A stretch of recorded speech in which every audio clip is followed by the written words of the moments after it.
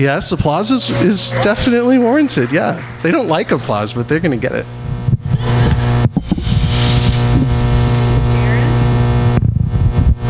It's been a while since we got you up here, and I missed you, Jared. No doubt. So that was good. awesome. Yay! Yay, yay. We're going to have somebody grab the lights. Maybe Christy will grab them. Thank you.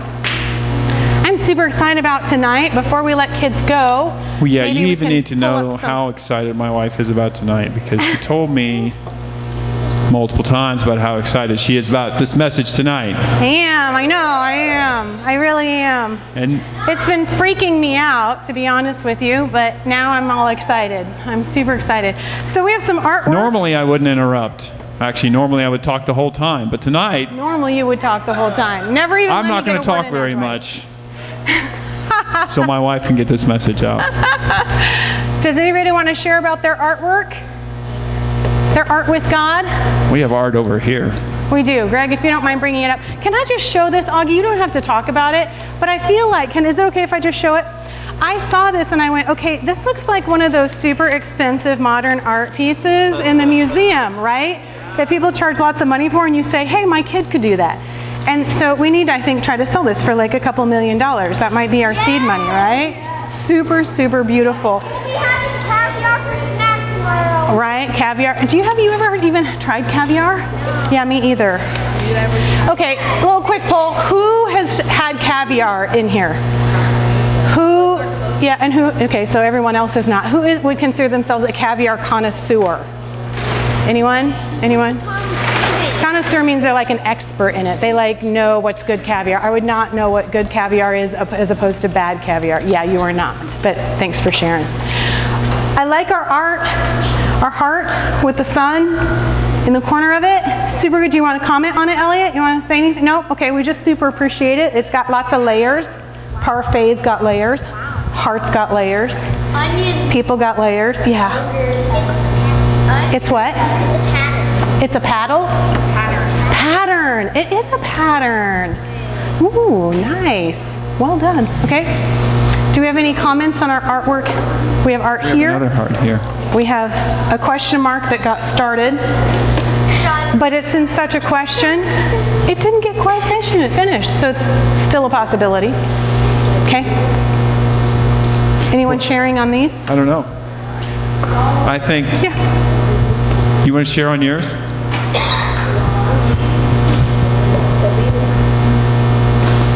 Thanks, Greg. Mine's the one on the far left.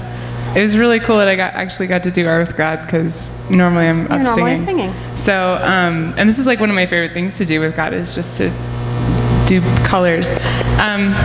So the middle is a tear representing tears. And out from the tear there's a ring of gold, like glory, like out from tears can come goodness. And out of that goodness comes the Lord's passion and flame for us, which is always encapsulated in His love. So even when we're crying or upset and having a rough time, we're always encapsulated in His love. And it's this beautiful journey from sorrow to glory to passion to still being in love while being in sorrow. Woo. So it's kind of like layered, multi-layered. Awesome. Yay. All right, we are going to release, normally I tell a story so that parents have a connecting point to talk to their kids about, but I'm actually going to skip that this week, and I'm going to release children to go to Miss Christy and Miss Jocelyn, and for kids to go with their parents to Miss Jassandra, who is in the nursery. So you are released. Be magnificent, be champions, warriors, game changers. Be amazing. Yay! So while we're transitioning, would anyone like to share something they feel like God's doing in their life right now?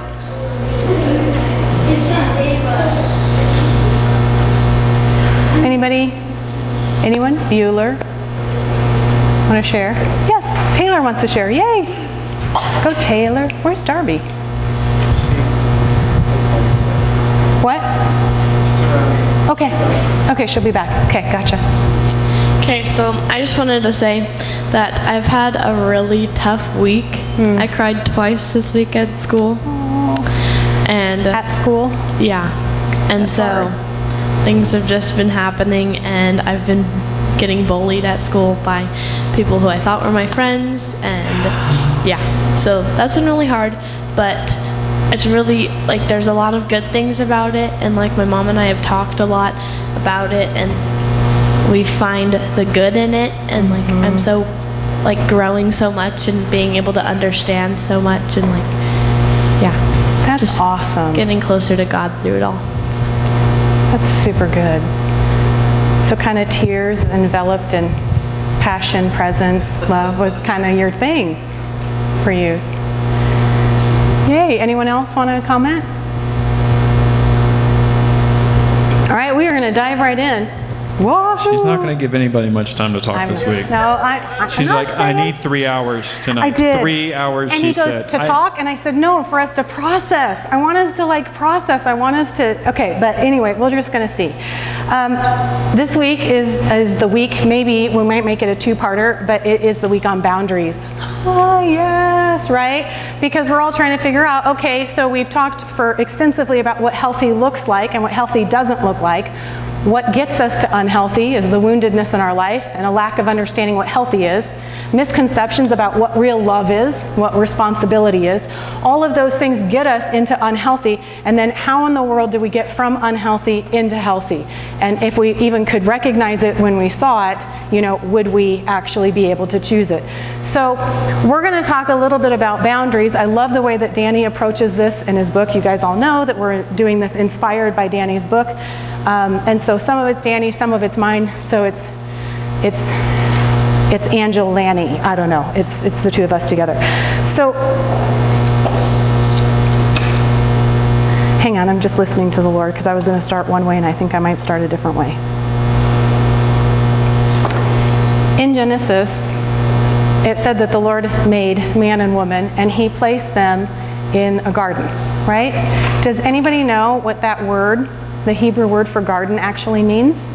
Because it doesn't actually mean a place of lush vegetation, which is what I grew up thinking, but that's not, it doesn't mean a garden. Does anyone remember? Dan?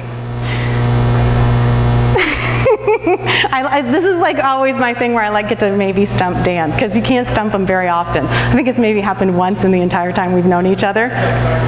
Garden, yeah. Okay, it's not one of the okay. So the literal meaning for the place that God set Adam and Eve into is a place with boundaries, a hedged in, hemmed in, boundaried place. So he actually literally set them inside of a boundary with him and with choices so that they could live a healthy life. Isn't that interesting? So it's not like it wasn't a tropical setting. It didn't have anything to do with vegetation. The word actually means a hemmed in or a boundaried place, a place that allows some things in and keeps other things out. And there's so many different ways to interpret Genesis, and I don't want to over-spiritualize this, but I love this imagery that God has about putting us into a place that has boundaries, because I really do believe that boundaries are what create healthy. God is always about creating and dividing. It's how all of creation happened, right? The 7 days of creation, not including the rest part, was him creating things and dividing things. He separated the heavens. He separated water from earth. He created things and he divided things. He separated the light from the dark. So half of his co-creative quality was dividing things. I believe that he says, as I am, so are you, that a huge part of our identity in Christ is as co-creators and dividers.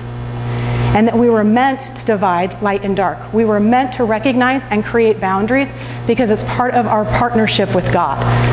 Super fun, right? So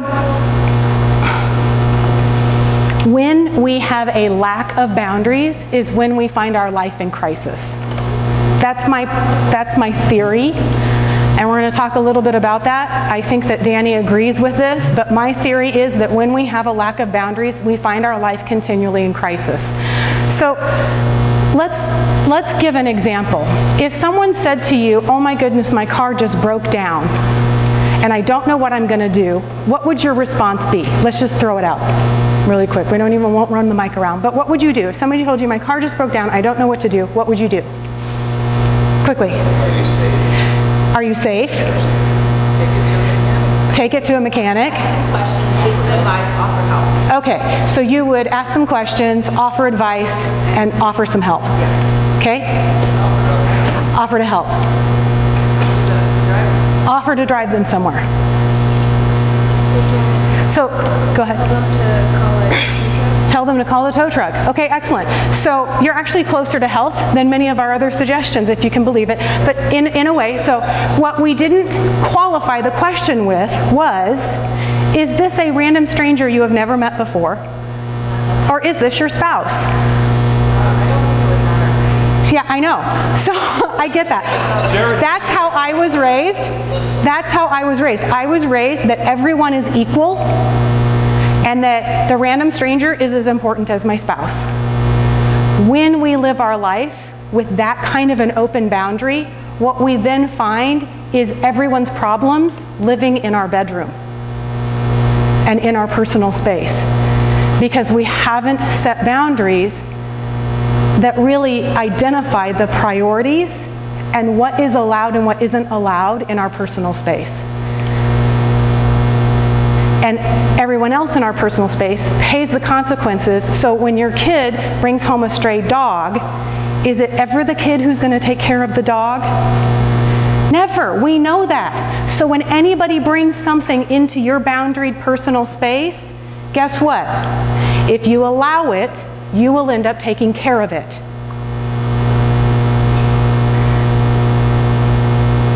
Or you become super bitter and resentful.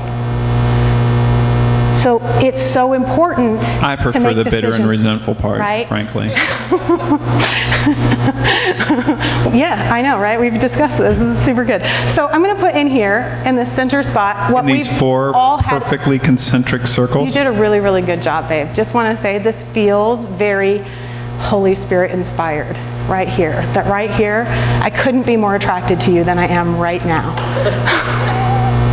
Okay, so we've all had these like circles drawn as we were kids, and I'm sorry to go back to the same old imagery, but I am going to go back to the same old imagery, and we are going to put ourselves at the center of the circle, because this is your sphere of influence, and this is like your daily life. This is your personal space. This is what you wake up to in the morning. This is what you go back to bed at night. And we all know that our lives are so much better when we are awakened to and become alive to God's presence in our personal space, living our lives with us. So we're going to put the Father, Son, and Holy Spirit in there, and you can just use the word God if you want to. When we try to have other people step into the God role in our life is when we start to have troubles. And we talked about that a little bit last week. It breaks down trust. When we start to rely on other people or ask people to provide something for us that they were never meant to provide, that God was only meant to provide. So it always puts a kink in the works when we start to try to trust people and we give other people a trust that was actually we were meant to find within ourselves. And then within this space here is your most intimate. One or two other people fit here, and that's it. If you are single, it might be a dear friend or a family member. If you are married, it will hopefully be your spouse and not your kids. And really, this and the two become one, or friendships, special friendships inspired by the Lord, become your most innermost space. If you allow a super unhealthy person who doesn't carry those 7 pillars of health in a relationship, you will find your personal space in what? Constant crisis. How many of us have lived that? I have lived that. Because I didn't know that I shouldn't let somebody into my personal space that was constantly making messes that I then had to live with. I didn't know that because I thought I was supposed to love unconditionally. And that's not the definition of loving unconditionally. Loving unconditionally is I allow you to be whoever you are, but if you are not healthy, you don't belong here. Are you guys good? Yeah. Yeah, 8 after 5. Thanks. Yay! Teamwork. What's going to work? Teamwork. Okay, it's the Wonder Pets. Anybody? So we then need to have conversations with people who are in this space and people who are in this next space, which is your intimate home life and your inner circle. Jesus had this exact same dynamic happening in his life. He got away so that he could spend time alone with the Lord. And nobody was in that space. And then he had, who were in his inner circle? Anybody remember? Yeah, Peter, James, and John. Inner circle was 3. Then his next part of his inner circle were 12. Outside of that circle were about 200 people who traveled, men and women, who were equal in relationship with him. And there is some speculation based on recent ancient documents that have been uncovered that it wasn't just the 12 who were part of his inner circle, that there were about 5 women who also existed. So it was about 18 possibly who lived in that inner circle in relationship with Jesus. So this contains like maybe 15 people. But if you look at everybody who walks into your life as having the same access to your goods and services as these people who belong here, your life will constantly be in crisis. And you will violate others, and you will be violated. Now, how many of you grew up knowing this? Did you really? I know, right? Like, I don't even know why you're here on Sundays. No, I'm just kidding. My family's been good. Yeah. We do other things dysfunctionally. Okay, other things dysfunctionally, but boundaries super good. Love that. Love that. Anyone else who grew up with this? Who will? I didn't grow up with this. I grew up with an enmeshed family, which means that you either like get completely neglected or totally overtaken by the other person, and it kind of vacillates back and forth. And it's not because they were terrible. They're wonderful parents and wonderful family, and they were doing absolutely the best that they knew how to do. But I did not learn healthy boundaries, and so I was constantly and have been constantly allowing people into my inner spaces that never should be there. And what do? They make messes that I then am trying to clean up because I allowed them there in the first place. So it's important. We're not here to change other people. We already did that message, right? So we don't need to review why we're not here to change people. But what we do get to insist on is that you don't bring your dirty shoes into my innermost intimate space. That means we are learning, even in our own home, we don't yell at each other anymore. We are learning that when either one of us is in a place where we are out of control and we have to yell, that we will stop and come back when we can talk to each other with honor and respect. It's what we're teaching our kids. Nobody yells at each other to communicate thoughts and feelings. It is an unnecessary, and it is allowing in here a violation, because there is no information that needs to be communicated at high volumes. So we stop, we make our distance, and we come back and we have an honoring conversation. Now, is that manipulating and controlling the other person? No. Is it forcing that other person to come back and have a reasonable conversation? No. Is it coercing them in their behavior? No. In fact, it actually stops all of that stuff. It stops all of that and requires that we both come back and be powerful people in order to have a healthy dynamic and a healthy relationship. So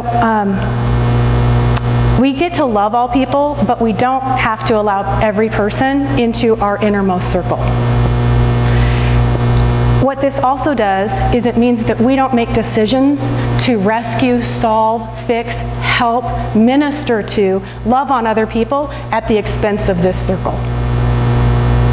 What?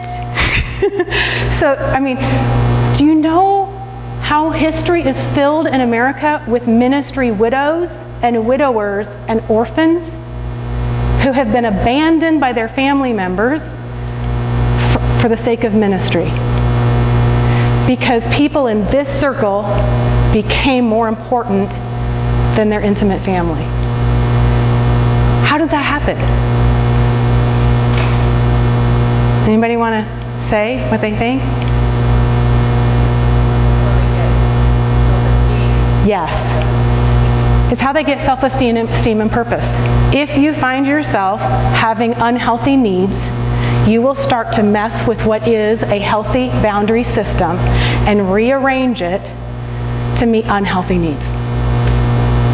And then everybody pays the price, including you, right? Some people in our inner circle right now, today, they have no health.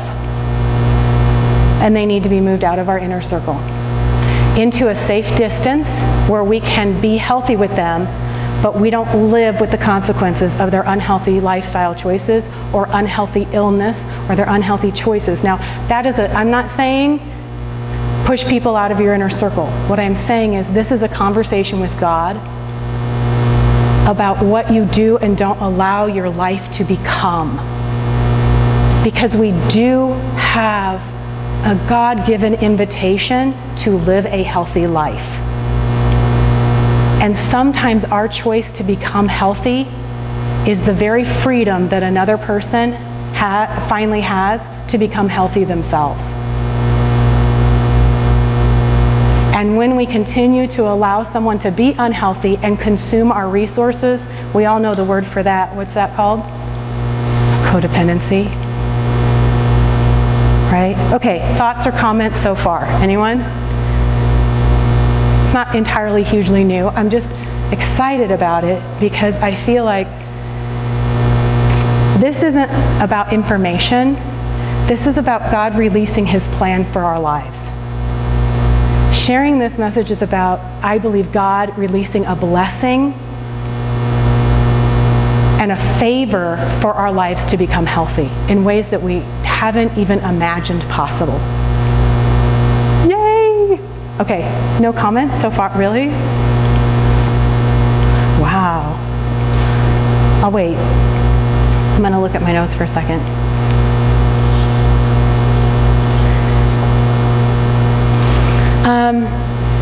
So having not ever known what this is like, I lived very unhealthily for a very super long time. And when the Lord has been slowly over the past maybe 8 years shifting my understanding of what healthy is and starting to teach me who humanity really is, and then anything less than who they really are is unhealthy. And that I am not made to tolerate unhealthy, I am made to believe and stand for people's actual health. What I haven't known fully how to do is then how do I walk that out every day, right? Okay, so I can stand and believe for your health all I want, but if you continue to be a total mess and you actually live in my house, then how do we do that? And by mess, I mean not literal mess, because I'm the messy person in our home, but we're working on it. I'm working on it. You actually had a few items on your bathroom sink today, and it like shocked me. He had several items neatly stacked and super organized on Band-Aids. Tried to slice off my finger. Yes, that was it. Band-Aids from, the finger slicing incident. First day.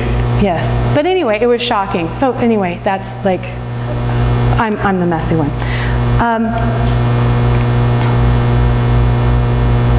So how do we shift this? So I'm going to take just a couple minutes and propose a few things. One is, we allow people access, but we don't allow people to determine our priorities. So here's a very simple example. I put my phone number on our church website, and Greg's like, seriously? You're gonna put our phone number on the church website? Like, people are gonna call thinking we actually do stuff for people, right? And that has happened. Since we started, I don't even know that you know all of these, but I have received about 5 phone calls from either friends of friends or somebody off of the website who has called for help, like at 10 o'clock at night or at other random times of the day, and they are in crisis and they need some sort of pastor's care. And I've had to make it, so I have allowed access. But what I don't determine is I don't answer my phone every time it rings. I don't even have my notifications turned on. So I don't even know when I get half of my texts, because I choose when I respond to people's access to me, right? So that's the boundary I've placed. I choose when I listen to the message and when I respond to it. So there have been 3 of the calls that I responded to right away. 2 of them I didn't respond to till the next morning. These are people in crisis looking for help.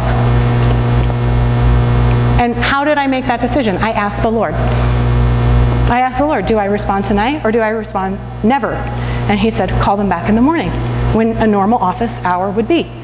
And so I went to bed knowing that that person in crisis who thought that they might not live through the night was God's business and no longer mine.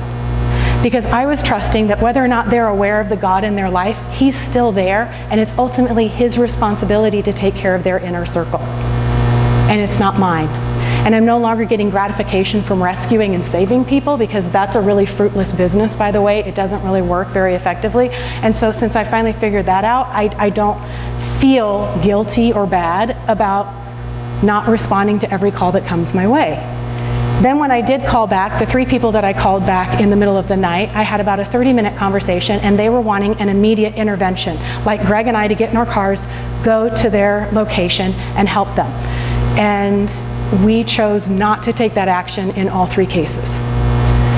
I think Greg was aware of one of them. I don't think he was even aware of the other 2, because I didn't even go to him. I prayed about it, and I just told them, I'm going to pray about this, and I'm going to pray for you.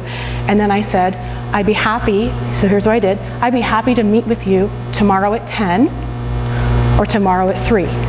That's when I'm available. One of them was, I can meet with you in 3 days. And so people are, and Danny actually has a very similar example himself of making these kinds of boundaries, which is not everybody has access to my inner space anytime they want it. So I give them access, but it's that, guess whose job that is to determine your availability to others? Yours. That is not anybody else's job to decide on your behalf whether or not you have or should be responding to them. That's your job. And many people are super confused about this. Like, I have people call me and they're like, oh, I'm so sorry. I called you, on a Friday. I don't mean to take your time. And I'm like, I answered the phone. I'm an adult. I chose. I have caller ID. I'm here because I'm choosing to be. You don't have to be responsible for my choices. But how many of us do that? Right? We do that with much bigger things than a random phone call from someone we don't know. We do it with our spouse, we do it with our siblings, we do it with our in-laws, we do it with our cousins. We take on these things, and we allow everyone to dictate this. Do you know how many people I have heard from who are part of our women's ministry who have invited strange people, not strangers, but random people into their family vacation time? And it wreaked havoc in their family and vacation time because it never occurred to them, you don't belong in this space. I appreciate and I enjoy you, but you don't belong in this space. You are not a part of my inner circle. So why would I invite you into my only inner circle time? I can invite you to a birthday party. We can go out to dinner. We can spend 2 days away on a weekend. But our family vacation, do you know what that sets us up for? It sets us up to be resentful because we continually allow people into our inner circle space, and then we're mad at them because why? Because we want to pretend that we're a victim of our own decision making. Like we didn't act like I would, well, they would think badly of me.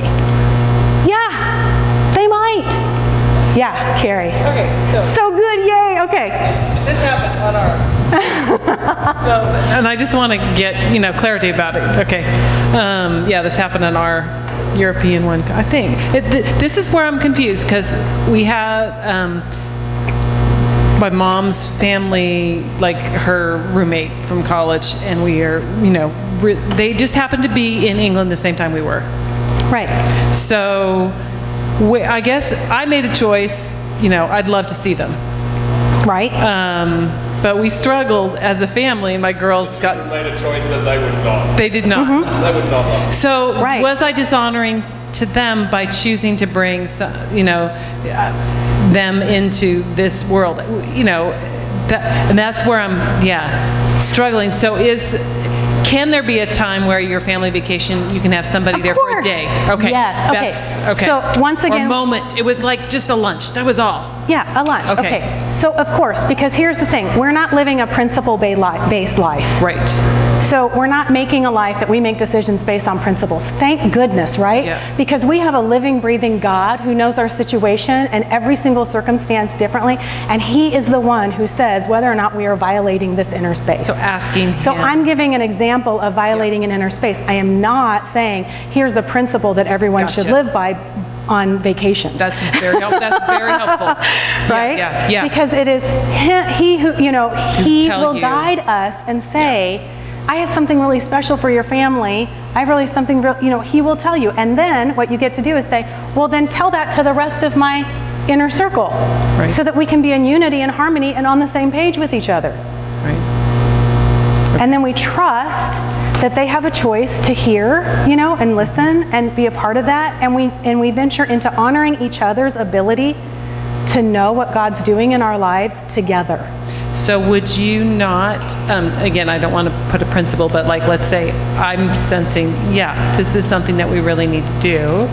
My husband, yes, I will honor you in that. So you were, but the girls were no. Theoretically, we're not going to out Right, Adrian. exactly. Theoretically, Yeah, theoretically, But let's say he some said other no. people part of that group are not wanting to do that. Right. And they are ones that are children versus the adults in the Right. family. Okay, so Again, not principle, but yeah. right, here's what I have found. Yeah. When a situation seems totally impossible, every single time the Lord has this way through. Okay. But it is so specific and is such a listening journey, and that's the Yeah. part of this intimacy with Him. And so you can't, and I will say this, don't look back and re-quarterback your life of Good. what coulda, shoulda been. Yeah. Like we get to go, I made the best decision I made in the moment that I yeah. did. I married the person that I am moving on. Cool. I am Yeah. moving on with healthy decisions from here forward. And guess what? Every piece of, I would say the S word. Yeah. Every piece of junk that's in this space in our life, we were made to overcome. Yeah. So if we have a whole bunch of junk that we have allowed because we didn't know any better, because we ourselves were totally unhealthy, and so we obviously matched up and were attracted to unhealthy things, or we just became super unhealthy, guess what we get to do? We get to say, now I get to make healthy choices. Now we get to agree on what is healthy. We just had a family interaction with the kids where, our kids are growing up and they're starting to want to raise their voice and get super agitated in an argument. And we, for the first time, had to make a decision. We're not going to have conversations this way with each other. That's a start. So one thing is we get to move from here forward because God is always present future. He's not regretting the past. He's going, everything that's in your inner space that needs to be cleaned up, I have put in your identity to overcome it. I have put in your identity to overcome all of the stuff that has landed in this inner space so that you can live a life of joy and harmony and peace. And so I have a way through on every single one of these decisions, on every single way through. I have a way through for you. Okay, yeah. So I think one other thing, and that example was a good one. The other thing about that intimate family inner circle is, and what you decide to bring in or not bring in, is to remember that you're not the only one in that circle. Yep. You are sharing that circle with a bunch of other people who are, important to you. And so if someone brings the mud in, you have to remember, okay, whose carpet does that end up on? Who's the one that has to clean the mess? Who is actually going to suffer the consequences? Right. And sometimes I think we can sometimes make mistakes where we look at it and go, okay, there's going to be no consequences for me, that's fine. But the consequences may fall on someone else in that circle, and we have to kind of be aware of that. Yeah, you're absolutely right. I think that's so good. Thank you for sharing that. Yeah, Jared, did you have something? I feel like we're taking all your time, but No, you're not. so- this is our time. we have Go. we on both sides of the family, we have difficult family members that you can't vacation with without fighting with.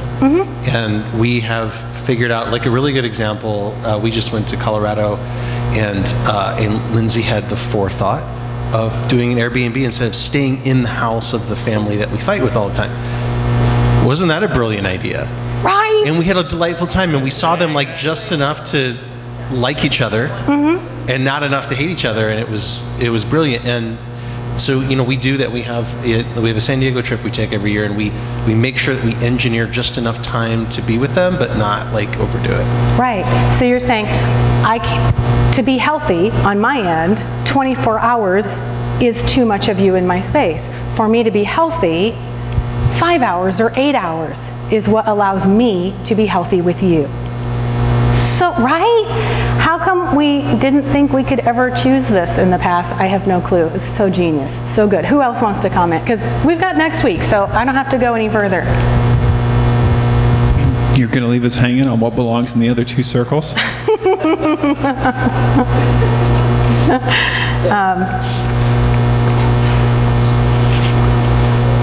I think that at the heart of setting healthy boundaries is a value. And the value is valuing your own life. Valuing your own daily existence. And going, how I spend my time and who I spend my precious resources on, which is me. My hopes, my dreams, my day, my night has value. And it doesn't get to get wasted by someone who is coming into this intimate space only as a consumer, who has nothing else to offer, who is unwilling to be healthy. Then we have to make some really big decisions together. Some decisions on our own, some decisions together.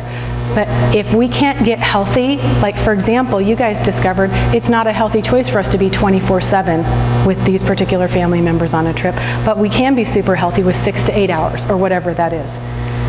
Sometimes we have to do that in our own home to get healthy. That's not manipulating and controlling someone else.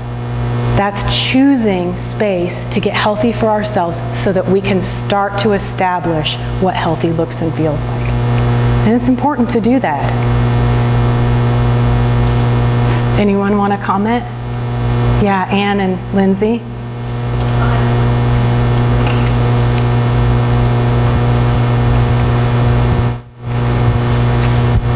It's